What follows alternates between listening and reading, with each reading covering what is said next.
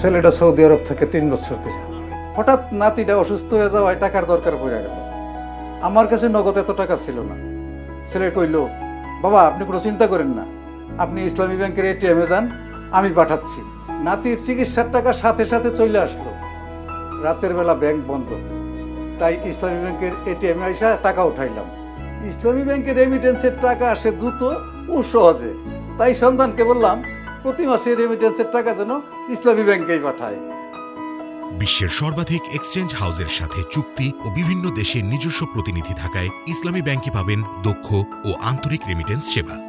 ইসলামী bank, প্রবাসীদের বিশ্বস্ত বন্ধু।